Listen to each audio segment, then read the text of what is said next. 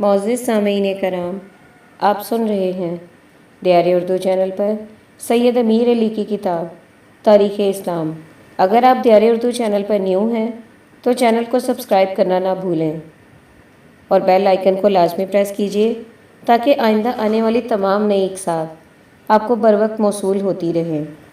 Channel کو support کرنے کے لیے آڈیوز کو لائک، شیئر اور کمنٹ لازمی کیجیے، اور کمنٹ میں ہمیں یہ لازمی بتائیے کہ آپ کس کنٹری اور کس سٹی سے ہماری آڈیو سن رہے ہیں۔ باب نمبر 50، آخری کشمکش۔ مارچ 1491 عیسوی میں فرڈینڈ 40,000 سپاہی لے کر غرناطہ کی طرف بڑھا۔ فصلوں کو تباہ و برباد کر دیا گیا، گھروں کو راکھ کا ڈھیر بنا دیا گیا، شہریوں کو قتل کر دیا گیا۔ ہسپانیہ میں تہذیب کے آخری مرکز کے ارد گرد فرڈینڈ کا دباؤ بڑھتا جا رہا تھا۔ 10 سال تک عربوں نے ایک ایک انچ کے لیے لڑائی جاری رکھی۔ جہاں کہیں ان کے پاؤں جم سکتے تھے دشمنوں کا مقابلہ کیا۔ اب ان کے پاس اپنی راجدھانی کے علاوہ کوئی دوسرا شہر نہیں تھا۔ انہوں نے مایوسی کے عالم میں اپنے آپ کو شہر کے اندر بند کر لیا۔ شہر کی حفاظت کے لیے ہر طرح کی تیاریوں سے کام لیا گیا۔ چونکہ ایک خاص مدت تک غرناطہ اور دوسرے شہروں کے درمیان رسل و رسائل کا سلسلہ جاری رہا، اس لیے اس مدت میں محاصرہ کرنے والوں کو زیادہ کامیابی نہ ہو سکی۔ اسی اثنا میں موسیٰ کے حملے دشمنوں کو پریشان کرتے رہے۔ دست بدست لڑائی میں عربوں کو بہت زیادہ کامیابی ہوتی رہتی تھی۔ کشتالہ کے بہادر ایک ایک کر کے مارے جا رہے تھے۔ چونکہ فرڈینڈ کے بہت سے سپاہی ان دست بدست لڑائیوں میں مارے گئے، اس لیے اس نے شہر کی ناکہ بندی کر کے اس پہ ایک بہت بڑا حلہ بولنے کا فیصلہ کر لیا۔ دشمن نے شہر کی دیواروں کے باہر کی ہر انچ زمین پر قبضہ کر لیا۔ اب غرناطہ والوں کے لیے باہر سے سامان خوراک حاصل کرنا ناممکن ہو گیا تھا۔ سامان رسد روز بروز کم ہوتا چلا جا رہا تھا، یہاں تک کہ شہریوں کی حالت بہت زیادہ خراب ہو گئی اور ان کے صبر کا پیمانہ لبریز ہو گیا۔ غرناطہ کی فوج نے اس ناکہ بندی کو توڑنے کی آخری کوشش کی، لیکن پیادہ فوج کی کمزوری کے سبب اسے ناکامی کا منہ دیکھنا پڑا۔ محصورین نے ہتھیار ڈال دینے کا فیصلہ کر لیا۔ قحط نے ایسی صورت حالات پیدا کر دی تھی جس کے سامنے انتہائی درجہ شجاعت بھی بے بس تھی۔ اب غرناطہ والوں نے کشتالہ کی فوج کے سامنے صلح کی شرائط پیش کی۔ ایک طویل بات چیت کے بعد طے پایا اگر 2 ماہ تک غرناطہ والوں کو باہر سے کسی قسم کی کمک نہ پہنچی تو پھر غرناطہ کو عیسائیوں کے حوالے کر دیا جائے۔ غرناطہ کا بادشاہ، وزیر اشیوخ اور تمام دوسرے لوگ کشتالہ کے حکمرانوں کی وفاداری کا حلف اٹھائیں۔ ابو عبداللہ کو غرناطہ کے مضافات میں چھوٹی سی جاگیر دے دی جائے گی۔ مسلمانوں کی پوری طرح سے حفاظت کی جائے گی۔ مسلمانوں کو ان کی جائیدادوں سے کسی طرح بھی محروم نہیں کیا جائے گا۔ مسلمانوں کے اسلحے اور ان کے گھوڑوں پر قبضہ نہیں کیا جائے گا۔ مسلمانوں کو اپنے دینی فرائض ادا کرنے کی پوری آزادی ہوگی۔ مسلمانوں کی مسجدیں اور دوسری عمارتیں نہیں گرائی جائیں گی۔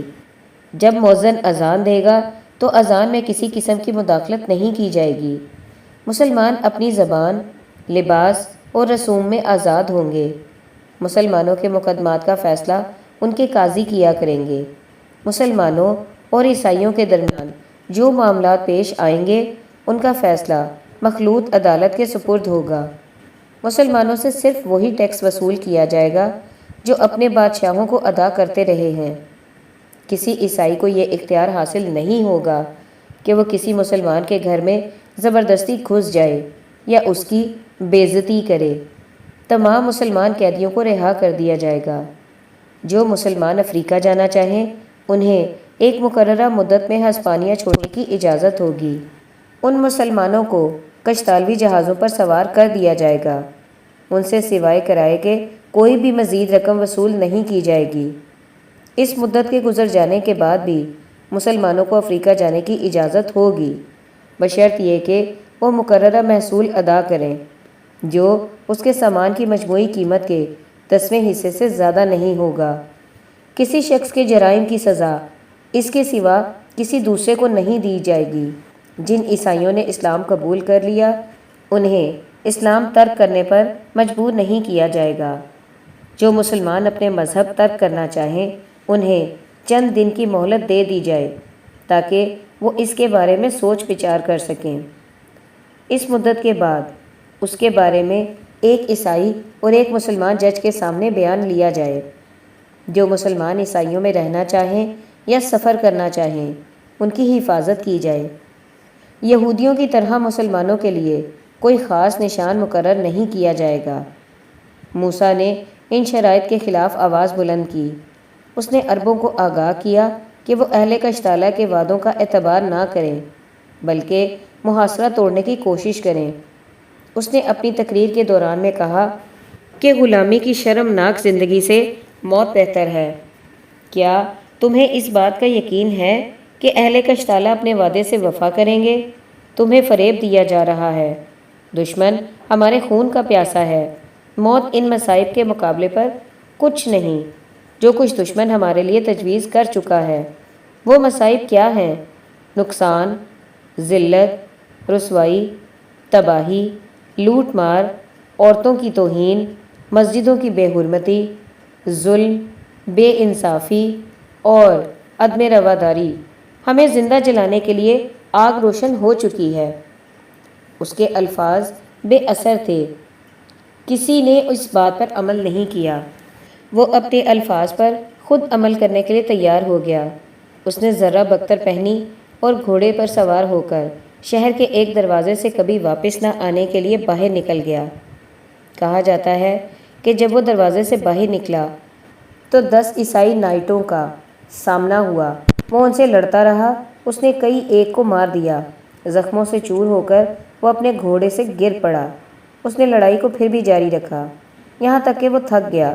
دشمن اس کی طرف بڑھے، وہ دریا میں کود پڑا۔ لوہے میں ملبوس بہادر انسان دریا کی تہہ تک جا پہنچا۔ سلطان روم اور سلطان مصر سے امداد لینے کے لیے ایلچی دوڑائے گئے لیکن وقت مقررہ گزر جانے تک کسی قسم کی امداد نہ پہنچی۔ چنانچہ 3 جنوری 1442 عیسوی کو کشتالیوں نے غرناطہ پر قبضہ کر لیا۔ بلا شبہ وہ گھڑی بہت منحوس تھی کیونکہ ہسپانوی عیسائیوں کے اس شہر پر قابض ہوتے ہی جزیرہ نمائے ہسپانیہ کی علمی اور صنعتی سرگرمیاں ختم ہو گئیں۔ ابو عبداللہ نے اپنے خاندان سمیت اشراس کی راہ لی۔ جب وہ پادل کی پہاڑیوں کے قریب پہنچا تو اس نے غرناطہ پر نظر جما کر رونا شروع کر دیا۔ اس پر اس کی ماں نے کہا، اس چیز کے کھوئے جانے پر عورتوں کی طرح آنسو بہاتے ہو جسے تم مردوں کی طرح نہیں بچا سکے۔ ابو عبداللہ نے تھوڑی دیر اندرش میں قیام کیا لیکن اس کی موجودگی کو فریڈنڈ اپنے لیے خطرناک خیال کرتا تھا، اس لیے اسے بہت جلد افریقہ میں جلا وطن کر دیا گیا۔ اس نے 1538 عیسوی بمطابق 940 ہجری میں فاس مراکش میں وفات پائی۔ 17ویں صدی کے ایک عرب مصنف نے اس کے 2 بیٹوں یوسف اور احمد کو بھیک مانگتے دیکھا تھا۔ باب نمبر 51 ہسپانیہ سے عربوں کا اخراج۔ فریڈنڈ اور ازبیلا نے اپنے طرز عمل سے بہت جلد ثابت کر دیا تھا کہ ان کے بہادر لیڈر موسیٰ کے الفاظ صداقت میں ڈوبے ہوئے تھے۔ عیسائیوں نے یہودیوں پر بہت زیادہ سختیاں شروع کر دیں۔ عربوں کے بردبار دور حکومت میں یہودیوں کو بہت زیادہ فروغ ہوا تھا۔ ان کی دولت کو لوٹنے کے لیے کشتالہ کے حکمران ہمیشہ تیار رہتے تھے۔ 1492 عیسوی میں فریڈنڈ نے حکم جاری کیا تھا کہ یہودی یا تو اپنا مذہب چھوڑ دیں یا ہسپانیہ سے چلے جائیں۔ یہودیوں کو زندہ جلا دیا گیا، انہیں طرح طرح کی اذیتیں پہنچائی گئیں، ان میں سے ہزاروں کو جلا وطن کر دیا گیا۔ اس کے ساتھ ہی فریڈنڈ نے مسلمانوں کے ساتھ جو شرائط طے کی تھیں ان کی خلاف ورزی شروع کر دی۔ مسلمانوں سے ان کی مذہبی آزادی چھین لی گئی۔ ان میں سے جو عیسائی مذہب قبول نہیں کرتا تھا اسے قتل کر دیا جاتا تھا۔ غرناطہ کے مسلمانوں کی ایک بہت بڑی تعداد وہاں سے چل پڑی۔ ان لوگوں نے ایک پہاڑی علاقے میں پناہ لی لیکن یہاں بھی ان کا پیچھا نہ چھوڑا۔ انہوں نے تمام مردوں کو قتل کر دینے کے بعد اس مسجد کو بارود سے اڑا دیا جس میں عورتیں اور بچے پناہ لیے ہوئے تھے۔ مسلمانوں کو بہت سی مشکلات کا سامنا کرنا پڑا، لیکن اس کے باوجود مسلمانوں نے عیسائیوں کا بہادری سے مقابلہ جاری رکھا۔ 1501 میں مسلمانوں نے عیسائیوں کے مقابلے پر ایک ایسی فتح حاصل کی جس کے سبب بچے کچے مسلمان ہسپانیہ چھوڑ کر مراکو، ترکی اور مصر میں جا بسے۔ ان مسلمانوں کے ساز و سامان کو ان کے عیسائی حکمرانوں نے چھین لیا۔ جو مسلمان ہسپانیہ چھوڑنے میں ناکام رہے انہیں تلوار کے زور سے عیسائیت قبول کرنے کو کہا گیا۔ ایک عرب مورخ کے الفاظ میں یہ لوگ برائے نام عیسائی تھے، انہوں نے اس مذہب کو دل سے قبول نہیں کیا تھا کیونکہ وہ چھپ کر خدا کی عبادت کرتے اور دن میں 5 وقت نماز ادا کرتے۔ لین پال کے الفاظ میں جو ہی وہ اپنے بچوں کو بپتسمہ دلا کر اپنے گھروں کو جاتے، ان کا سب سے پہلا کام یہ ہوتا کہ وہ اس پانی کے اثرات کو دھو دیتے۔ وہ عیسائیوں کے طریق پر شادی کرنے کے بعد اپنے گھروں میں اسلامی نکاح پڑھاتے۔ ایک اچھی حکومت اپنے اچھے طرز عمل سے اس بے چینی سے بچ سکتی ہے۔ ہسپانیہ کے حکمرانوں میں صلاحیت اور قابلیت مفتوح تھی، ان کے مظالم میں ہر روز اضافہ ہوتا گیا۔ ان برائے نام عیسائیوں کی کڑی نگرانی کی جاتی تھی، جس کے متعلق تھوڑا سا شک گزرتا اسے احتساب کی سنگین سزاؤں کا سامنا کرنا پڑتا۔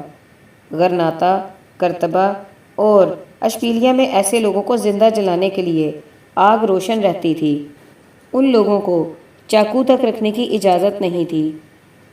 1568 میں ان کی حالت ناقابل برداشت ہو گئی۔ اس زمانے میں ہسپانیہ پر فلپ توم ہسپانیہ میں عربوں کے آثار باقیہ کو مٹانے پر تلا ہوا تھا۔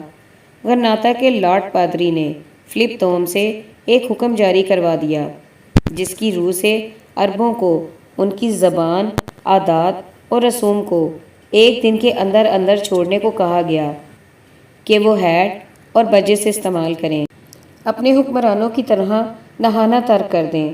ان سے یہ کہا گیا کہ وہ ہسپانوی نام اختیار کر لیں۔ اس ذلت آمیز اعلان کے بعد عربوں نے بغاوت کر دی۔ 3 سال تک لڑائیاں ہوتی رہیں، یہاں تک کہ فال جان آف آسٹریا نے عربوں کا قتل عام کیا۔ مردوں، عورتوں اور بچوں کو اس کی آنکھوں کے سامنے قتل کیا گیا، لیکن اس کے باوجود بلسینیا اور مرسیا میں عربوں کی تھوڑی سی تعداد باقی تھی۔ 1610 میں فلپ سوم نے اپنے باپ کے کام کو پورا کر دیا۔ 5 لاکھ عربوں کو افریقہ میں جلا وطن کر دیا گیا۔ جو عرب ہسپانیہ کے اندرونی علاقوں میں آباد تھے انہیں فرانس کے ساحل کی طرف دھکیل دیا گیا، جہاں سے انہوں نے دوسرے مسلم ملکوں کی راہ لی۔ غرناطہ کے سقوط سے فلپ سوم کے عہد حکومت تک 30 لاکھ عربوں کو ہسپانیہ سے خارج کیا گیا۔ اس طرح ہسپانیہ میں ایک ایسی قوم کا خاتمہ کر دیا گیا جس نے اپنی محنت سے ہسپانیہ کی رونق بڑھائی تھی، جنہوں نے اس سرزمین کو صنعتی ملک بنا دیا تھا، جنہوں نے اندلس کو باغ کی صورت دے دی تھی، جنہوں نے اس میں علوم و فنون کی شمع جلائی جبکہ آس پاس کے تمام یورپی ملکوں پر جہالت طاری تھی، جنہوں نے تہذیب و تمدن کو پھیلایا، جنہوں نے فی الواقع جدید یورپ کی بنیاد رکھی تھی۔ عربوں کے اخراج سے ہسپانیہ کو کیا فائدہ پہنچا؟ خوبصورت اور مہذب ہسپانیہ ذہنی اور اخلاقی پستیوں کا شکار ہو کر رہ گیا۔ ایک ہسپانوی مورخ کوندلے کے الفاظ میں ایک ابدی تاریکی نے ملک کو اپنے آغوش میں لے لیا، اس ملک کو جسے عربوں نے اپنی محنت سے بام کمال تک پہنچا دیا۔ فطرت تبدیل نہیں ہوئی، وہ پہلے کی طرح مسکرا رہی ہے، لیکن لوگ اور ان کا مذہب بدل چکا ہے۔ آج بھی ہسپانیہ کے ویرانوں میں ان کی گزشتہ عظمت کے ٹوٹے پھوٹے نشان دکھائی دیتے ہیں۔ ان نشانوں سے صداقت کی یہ آواز بلند ہو رہی تھی۔ مفتوح عربوں کو سلام اور فاتح ہسپانیوں کے لیے تباہی اور ذلت۔ ایک دوسرا یورپی مورخ لین پال ہسپانیہ سے عربوں کے اخراج کو ان الفاظ میں بیان کرتا ہے: گمراہ اور غلط کار ہسپانوی نہیں جانتے تھے کہ وہ کیا کر رہے ہیں۔ عربوں کے اخراج پر وہ بہت خوش تھے، ان کے نزدیک اس سے زیادہ رومانی واقعہ اور کوئی نہیں تھا۔ شاعروں نے عربوں کے اخراج کے گیت گائے مصوروں نے تصویریں بنائیں۔ نرم دل اور بردبار سرونتیس نے عربوں کے اخراج کو حق بجانب قرار دیا۔ وہ نہیں جانتے تھے کہ انہوں نے سونے کی چڑیا کو اپنے ہاتھ سے ہلاک کر دیا ہے۔ صدیوں تک ہسپانیہ تہذیب کا مرکز بنا رہا۔ علوم و فنون کے مختلف شعبوں نے اس سرزمین میں بہت زیادہ ترقی کی۔ یورپ کا کوئی دوسرا ملک اس زمانے میں عربوں کی علمی اور تہذیبی سطح تک نہیں پہنچا تھا۔ ہسپانیہ کو تھوڑی مدت کے لیے فریڈینڈ اور ازبیلا اور فلپ پنجب کے عہد میں جو فروغ حاصل ہوا، ہسپانیہ میں عرب دور کے مقابلے میں اس کی کوئی حیثیت نہیں تھی۔ عربوں کے اخراج کے بعد عیسائی ہسپانیہ تھوڑی مدت کے لیے چمکا، چاند کی طرح جو اپنی روشنی کو سورج سے مستعار لیتا ہے۔ اس کے بعد گرہن لگا۔ اس وقت سے اب تک ہسپانیہ تاریکی میں لپٹا ہوا ہے۔ عربوں کی شان و شوکت کی یادگاریں آج بھی ہسپانیہ کے ویرانوں میں دکھائی دیتی ہیں۔ باب نمبر 52 غرناطہ پر ایک نظر۔ غرناطہ کی مملکت ہسپانیہ کے ان حصوں پر مشتمل تھی جو جزیرہ نما کے جنوب مشرقی کونے میں واقع ہیں۔ غرناطہ کی مملکت اپنے عروج کے زمانے میں شمالاً جنوباً 75 میل اور شرقاً غرباً 210 میل سے زیادہ نہیں تھی۔ اس چھوٹے سے علاقے میں وہ تمام ذرائع موجود تھے جن کی کسی بڑی سے بڑی مملکت کو ضرورت ہو سکتی ہے۔ اس کی کشادہ آبادیاں معدنی دولت سے مالا مال تھیں۔ یہاں کی آبادی کاشتکاروں اور سپاہیوں پر مشتمل تھی۔ اس کی چراگاہوں کو بے شمار ندیاں سیراب کرتی تھیں۔ یہ بندرگاہیں بحیرہ روم کی بہترین منڈیاں تھیں۔ غرناطہ کی مملکت 30 شہروں، 80 قلعہ بند شہروں اور کئی ہزار دیہات پر مشتمل تھی۔ غرناطہ کا میدان 90 میل تک پھیلا ہوا تھا۔ اس میدان کو 2 دریاؤں کا پانی سیراب کرتا تھا۔ اس میدان میں بے شمار باغ اور محل تھے۔ باغوں کے قریب ہی سبزہ زار ہوتے تھے۔ عربوں نے غرناطہ کی وادی میں کاشتکاری کے تمام ذرائع صرف کر دیے تھے۔ دریائے شنیل اور وارد سے کئی ایک نہریں نکالی گئی تھیں۔ المریا کی بندرگاہوں سے اٹلی کے شہروں میں ریشم بھی بھیجا جاتا تھا۔ غرناطہ کی مملکت کا ہر شہر کسی نہ کسی صنعت کی وجہ سے مشہور تھا۔ غرناطہ کی بندرگاہوں میں یورپ، شام اور افریقہ کے جہاز مال اسباب لے کر اپنے اپنے ملکوں کی راہ لیتے۔ غرناطہ ایک بہت بڑا تجارتی مرکز بن گیا۔ غرناطہ ایک بین الاقوامی شہر تھا۔ غرناطہ کے شہریوں کو ان کی دیانت کے سبب عزت کی نگاہوں سے دیکھا جاتا تھا۔ غرناطہ کے ریشم کی سب سے بڑی منڈی فلورنس میں تھی۔ غرناطہ کا شہر اس میدان میں ایک مینار کی حیثیت رکھتا تھا۔ دریائے دارد اس شہر میں سے گزرنے کے بعد میدان کے نچلے حصے کا رخ کر لیتا۔ بنو نصر کے عہد حکومت میں غرناطہ کے ارد گرد فصیل بنی ہوئی تھی جس میں 20 دروازے تھے اور 1030 مینار تھے۔ شہر کے وسط میں قلعہ واقع تھا۔ ہر بازار میں عوام کے استعمال کے لیے فوارے بنائے گئے تھے۔ غرناطہ کے مکانات صاف ستھرے ہوتے تھے۔ 15ویں صدی کے وسط میں اس شہر کی آبادی 4 لاکھ کے قریب تھی۔ اس شہر کے بالمقابل ایک پہاڑی پر ابن الاحمر نے ایک قلعہ اور ایک محل بنوایا تھا جسے الحمرا کہا جاتا تھا۔ اس قلعے میں 40,000 سپاہی آسانی سے رہ سکتے تھے۔ ان اوراق میں جنات کی بنائی ہوئی اس عمارت کا تفصیلی تذکرہ نہیں کیا جا سکتا۔ الحمرا کے مینار، قلعے، محل، حمام، محراب اور ستون فن تعمیر کے بہترین نمونے تھے۔ آس پاس کے باغوں نے الحمرا کی رونق کو اور بڑھا دیا تھا۔ قسم قسم کے پھولوں کی کیاریاں الحمرا کی فضا کو معطر بنائے رکھتی تھیں۔ الحمرا کے ہال کی عظمت کا اندازہ صرف اس بات سے لگایا جا سکتا ہے کہ اس میں 128 ستون تھے۔ الحمرا کے حسن و کمال کے بیان کے لیے کسی بہت بڑے استاد کی ضرورت ہے۔ الحمرا کے مقابل جنت العریف کی حسین و جمیل عمارت تھی۔ ایک مورخ کے الفاظ میں یہ عمارت بھی حسن و جمال کا ایک بہترین مرقع تھی۔ فواروں اور پھولوں نے اس کی رونق کو بڑھا رکھا تھا۔ آج ان میں چند ایک صرف گزشتہ عظمت کی یاد تازہ کرنے کے لیے موجود ہیں۔ علوم و فنون کی سرپرستی میں غرناطہ کے حکمران کرتبہ کے خلیفوں کے مد مقابل تھے۔ غرناطہ کے حکمرانوں کی سرپرستی نے غرناطہ کو عالموں، فاضلوں اور بہادروں کا مرکز بنا دیا تھا۔ انہوں نے رفاع عامہ کے لیے بڑی بڑی عمارتیں بنوائیں۔ غرناطہ کی بعض خواتین نے ادبیات میں بڑا نام پایا تھا۔ غرناطہ کے حکمرانوں نے صرف شعر و شاعری ہی کی سرپرستی نہیں کی تھی، بلکہ تاریخ، جغرافیہ، فلسفہ، فلکیات، طب، موسیقی اور دوسرے طبی علوم کی سرپرستی پر بھی انہوں نے زر کثیر صرف کیا تھا۔ غرناطہ میں علوم و فنون پھیلانے کے لیے ہر درسگاہ کے ناظم کو ممتاز فاضلوں میں سے چنا جاتا تھا۔ 13ویں صدی کے درمیان میں غرناطہ یونیورسٹی کا شیخ سراج الدین ابو جعفر تھا۔ شیخ کے عہدے کے لیے کسی قسم کا مذہبی امتیاز روا نہیں رکھا جاتا تھا۔ بارہا اس عہدے پر عیسائیوں اور یہودیوں کو مامور کیا جاتا تھا۔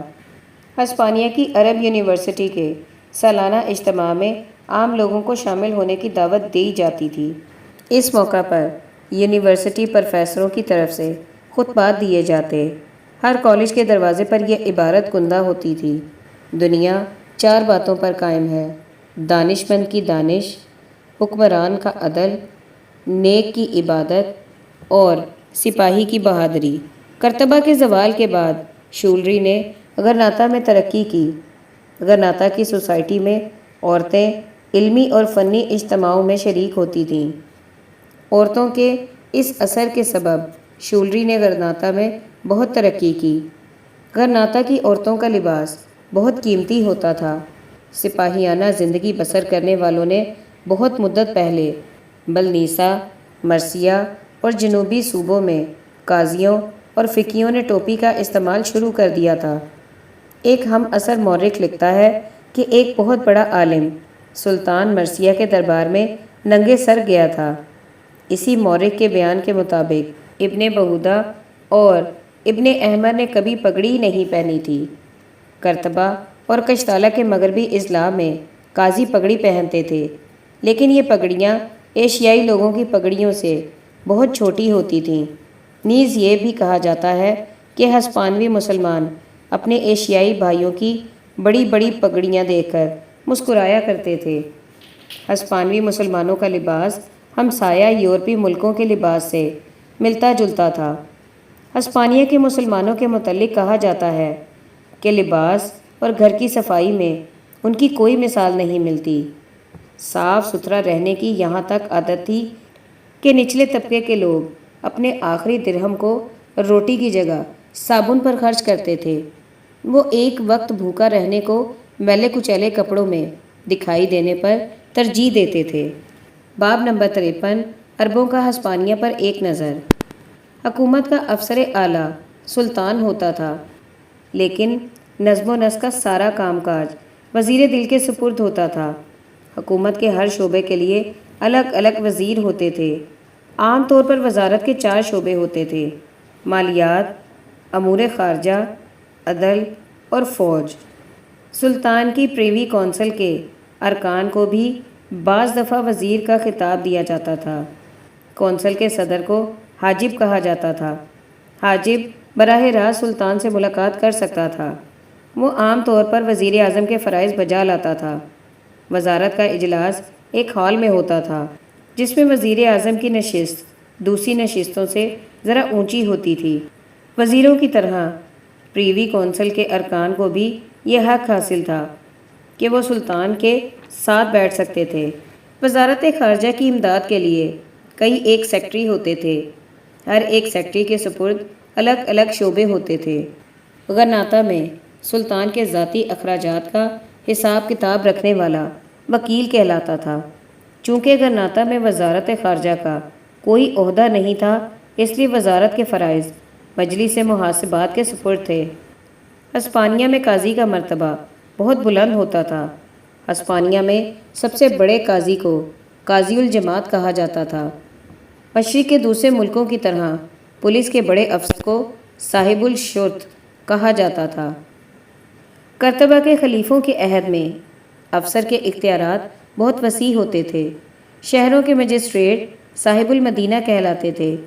ہسپانیہ میں محتسب کے وہی فرائض ہوتے جو ایشیا اور افریقہ میں ان کے سپرد ہوتے تھے۔ وہ دکاندار کے باٹ اور ترازو دیکھتا، منڈیوں کا معائنہ کرتا، شور و غل کو بند کرتا، دھوکہ دینے والے دکانداروں کو فوری سزائیں دیتا۔ دربانوں کے ذمے یہ کام ہوتا تھا کہ وہ عشاء کی نماز کے بعد شہر کے دروازے بند کر دیا کریں۔ یہ دربان مسلح ہوتے تھے، ان کے ہاتھوں میں لالٹینیں ہوتی تھیں۔ ابتدائی دور میں سمندری بیڑے کے کمانڈر کو امیر الماء کہا جاتا تھا۔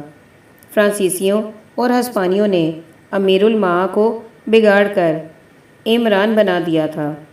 بنو امیہ اور محدثین کے عہد حکومت میں ہسپانیہ کا بیڑا عیسائی اقوام کے متحدہ بیڑے سے بھی زیادہ طاقتور تھا۔ ابن خلدون کے الفاظ میں اس بیڑے کے کمزور ہو جانے سے بحیرہ روم میں عربوں کے اقتدار پر زوال آنا شروع ہو گیا۔ عربوں کے عہد حکومت میں ہسپانیہ نے بہت زیادہ زرعی ترقی کی۔ انہوں نے کھیتی باڑی کو ایک سائنس کی صورت دے دی تھی۔ انہوں نے اپنی محنت اور علم سے ہسپانیہ کے زرعی ذرائع سے پورا فائدہ اٹھایا۔ عربوں کو اس بات کا علم تھا کہ نئی فصلوں کے لیے کس قسم کی زمین کی ضرورت ہوتی ہے۔ انہوں نے کئی ایک بنجر علاقوں کو باغوں میں تبدیل کر دیا۔ وہ مختلف پودوں کی مختلف کھاد سے بھی اچھی طرح واقف تھے۔ عربوں نے پہلی مرتبہ ہسپانیہ میں چاول، گنا، کپاس، زعفران اور مختلف قسم کے پھل والے درختوں کی کاشت کا آغاز کیا۔ اب یہ پیداوار مقامی معلوم ہوتی ہے۔ ان میں سے کئی ایک نے ہسپانیہ سے یورپ کی راہ لی۔ جس علاقے کی زمین جس فصل کے لیے مفید ہوتی تھی اسے اس مقام میں زیادہ ترقی دی جاتی تھی۔ چنانچہ بلنیسا میں کھجور کے درختوں کے باغ لگائے گئے۔ اولیوا اور غندیہ میں گنے اور کپاس کی کاشت ہوتی تھی۔ غرناطہ اور مالکا میں انگوروں کے کھیت تھے۔ اشبیلیہ پر قبضہ کیا تھا تو اس وقت اس صوبے میں زیتون کے کئی لاکھ درخت تھے۔ اس صوبے میں زیتون کا تیل نکالنے کے لیے تقریباً 1,00,000 کولو چلتے تھے۔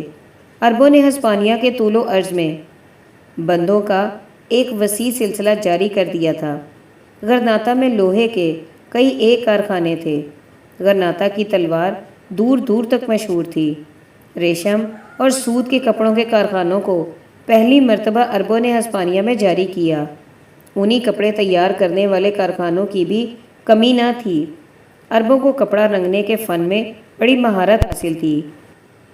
کہا جاتا ہے کہ نیل کی مدد سے کپڑے پر کالا رنگ چڑھانا ان کی ایجاد ہے۔ اپنے عروج کے زمانے میں عربوں کا ہسپانیہ دوسرے ملکوں کو مندرجہ ذیل اشیاء برآمد کیا کرتا تھا۔ سونا، چاندی، تانبا، ریشم، کھانڈ، کرمز، پارا، لوہا، زیتون، اونی کپڑا، کچا عنبر اشہب، مقناطیس، سرما، ابرک، تیل، گندھک، زعفران، ادرک، موتی اور ہیرے۔ عربوں کو چمڑے کی دباغت میں پوری مہارت تھی۔ ہسپانیہ سے عربوں کے اخراج کے ساتھ ہی یہ صنعت ہسپانیہ میں ختم ہو گئی۔ یہ فن ہسپانیہ سے فارس پہنچا اور وہاں سے انگلستان میں مراکو اور کرتوبن کے نام سے داخل ہوا۔ عربوں نے ہسپانیہ میں بارود، شکر اور کاغذ کے کارخانے بھی قائم کیے۔ فنون لطیفہ کو عربوں نے نظر انداز نہیں کیا تھا۔ سنگ تراشی اور نقاشی میں ہسپانیہ کے عرب اپنے عیسائی ہمسایوں سے بہت آگے بڑھے ہوئے تھے۔ الحمرا اس وقت تک جو کچھ بچا ہوا ہے، اس سے ان دونوں فنون میں عربوں کی دسترس کا اندازہ لگایا جا سکتا ہے۔ عربوں کے ہسپانیہ کے ہر شہر میں خواہ چھوٹا ہو یا بڑا ایک مدرسہ ضرور ہوتا تھا۔